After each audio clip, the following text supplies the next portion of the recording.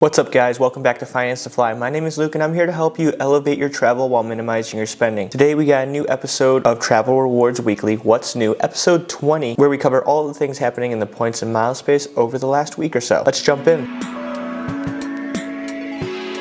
So this week we've seen more increased sign-up bonuses, this time on the Amex Marriott cards. For the Brilliant, which is the $650 annual fee card, you're going to get 185,000 points after $6,000 spent in 6 months. Then for the Bonvoy Bevy, which is their $250 card, this is going to get you 155,000 points after $5,000 spent in the first 6 months. Overall, both cards are pretty decent. I wouldn't get the Bevy though, because there's actually a same exact card from Chase. It's called the Bountiful, and exact same perks, exact same spending, exact everything. Everything's the same. I think it's probably because of their contract or whatever. 155,000 points for that card. It's not really worth it because you can't really earn back that $250 annual fee. For the Brilliant, on the other hand, you can earn that $650 annual fee back through the free night award, the food credit, stuff like that. The perks, the elite status that gets you free breakfast, you can earn that back. It's a pretty decent offer to jump on. I think it's one of the highest offers it has. It kind of just depends on what you value free night awards at, because I know in the past they've had 2 free night awards, the sign-up bonus, 2 free 85,000 point free night awards, and then this is the kind of, I guess, the standard elevated sign-up bonus that this card has seen. If you are thinking of getting it, I would definitely jump on it. Also make sure you're eligible to get the sign-up bonus. If you've opened up a Marriott card in the last 24 months, chances are you might not be. I know there's a bunch of guides out there. Definitely check them out. Try to make sure you are gonna be able to get that sign-up bonus, because I would suck to spend that $6,000, open a $650 annual fee card, and not be able to get that sign-up bonus.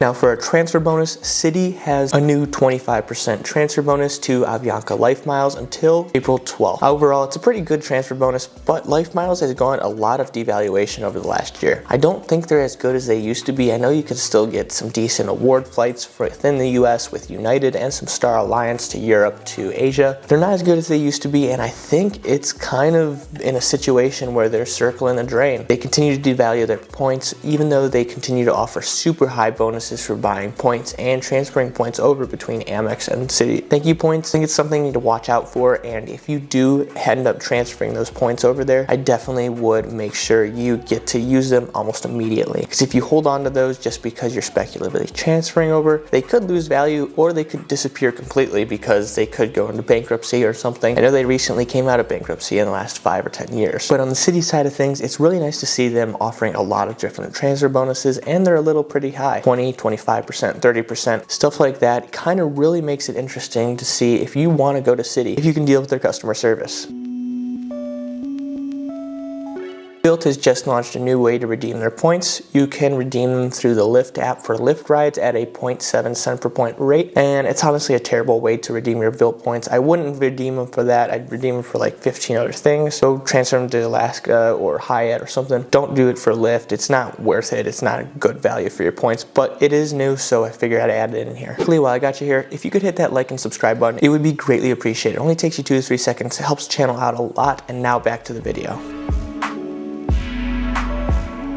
Last but not least, we have more devaluations. I know last week I spoke about Southwest devaluations. After I had recorded it and posted that video, more came in. They are now moving the Wanna Get Away fare, which was the lowest fare, to a basic fare, and then the Wanna Get Away Plus is just going to be the Wanna Get Away fare. It's going to be kind of your standard, what you're going to have to go to. They're really destroying their value here. Not only that, the basic fare is going to be cheaper, but you're not going to have all the perks. So flight credits will now expire within 6 months of canceling your flight, whereas the other fares will expire after 12 months. That is new. And then new coming in May, which absolutely sucks, is that you're going to have to pay for check bags. We don't know how much that's going to cost, at least when I record this video, but in terms of going past May, you're going to have to pay for check bags on Southwest, which is absolutely terrible, because that was kind of what they based their customer service and why people chose them. Because you can get those free check bags, because there was really no hassle, and because because they coined the term transparency. They were able to get a lot of customers to just come because it was able to be dealt with because they had all those perks.